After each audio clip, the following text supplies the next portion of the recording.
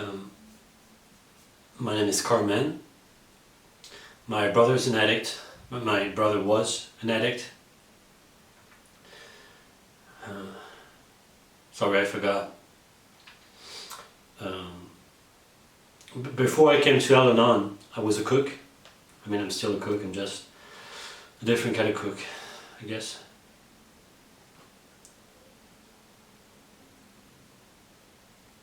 My brother and I, we would cook a lot together, especially when we were kids.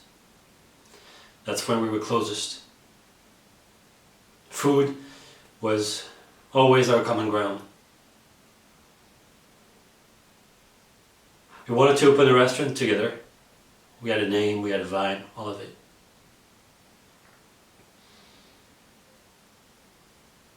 My brother could make you feel confident in yourself. Yeah. When I was a kid, if I was nervous, scared, wouldn't want to do something, he would always tell me to just face it, get it over with. He would always say, stupid. He would always say, let it rip.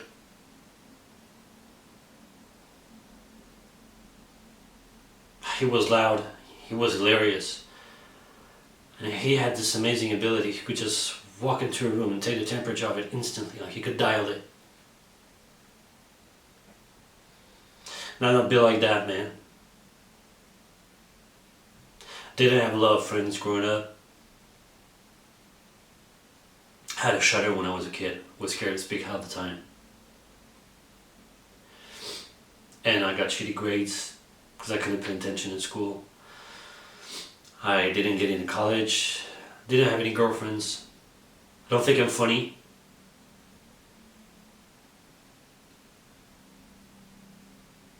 I always thought my brother was my best friend. Like we knew everything about each other. Except everyone thought he was their best friend. He was that magnetic.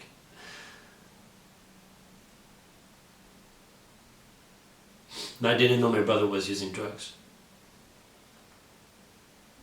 What does that say?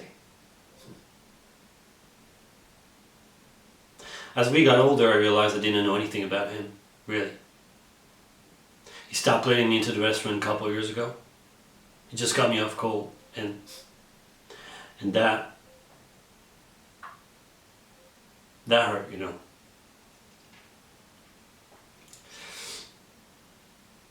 And I think that flicked a switch in me, where I was like, okay, fuck you, watch this.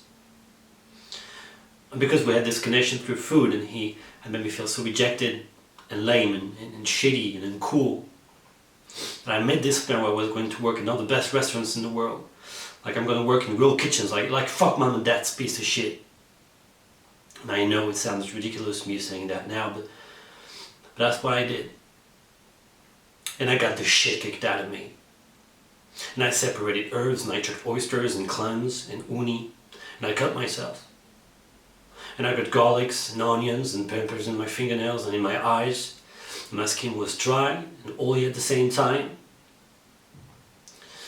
I had calluses on my fingers from the knives. And my stomach was fucked. And it was everything.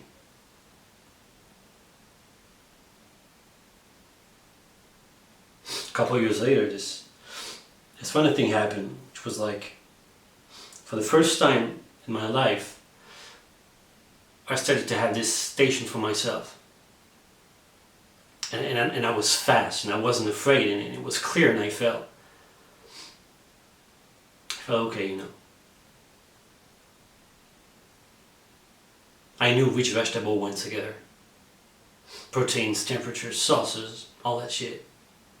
And when somebody new came to the restaurant to stage, I looked at them like they're competition, like, I'm gonna smoke this motherfucker.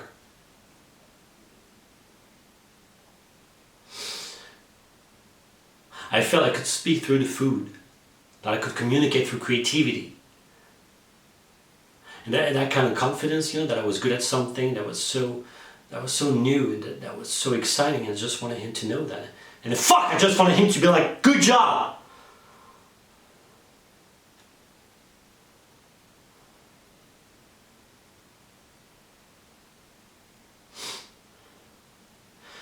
The more he wouldn't respond, and the more our relationship kind of strained. And the deeper into this I went, the better I got. And the more people I cut out, the quieter my life got. And the routine of the kitchen was so consistent and exacting and busy and hard and alive.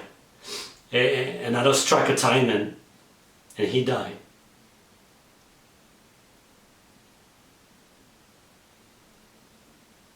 And he left me his restaurant.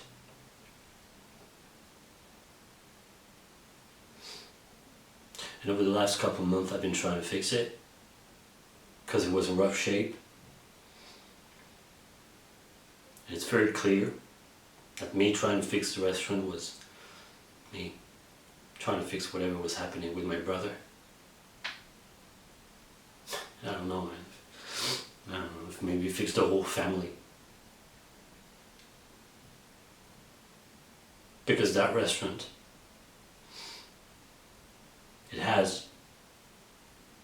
it means a lot to people.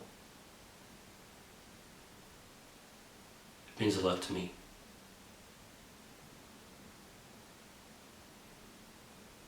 I don't know if it ever meant anything to him.